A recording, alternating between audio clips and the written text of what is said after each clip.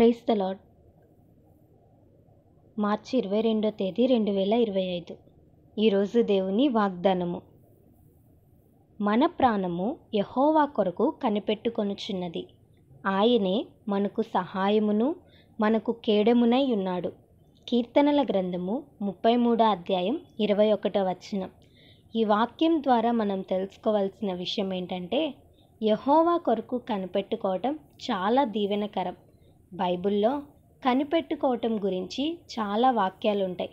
దేవుని కొరకు కనిపెట్టుకోవటం అంటే దేవుడు కార్యం చేస్తాడని నమ్మకం పెట్టుకొని ఆయన యందు విశ్వాసం ఉంచి ఆయన చేసే కార్యం కొరకు ఎదురు చూడడం.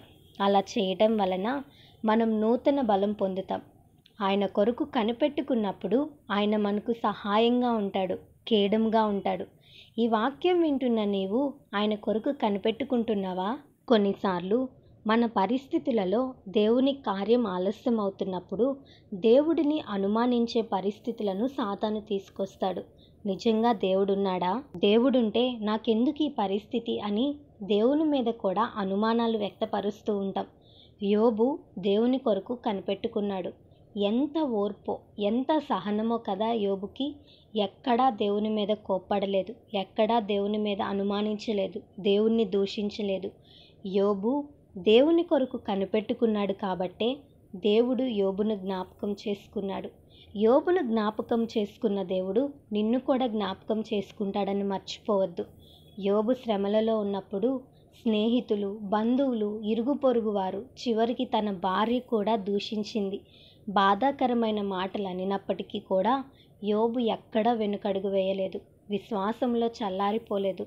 ప్రభు కొరకే కనిపెట్టుకున్నాడు, ప్రభు కొరకే ఎదురు చూశాడు, రెండంతల ఆశీర్వాదాన్ని పొందుకున్నాడు.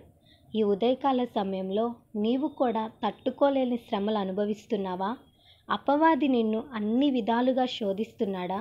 ఇంత వాక్యం చదువుతున్నా కదా, ఇంత ప్రార్థన చేస్తున్నా కదా, దేవుని సన్నిధిలో ఇంత భయభక్తులు కలిగి జీవిస్తున్నా కదా, ఇంకెప్పుడు నా జీవితంలో విడుదల అని బాధపడుతున్నావు కదా.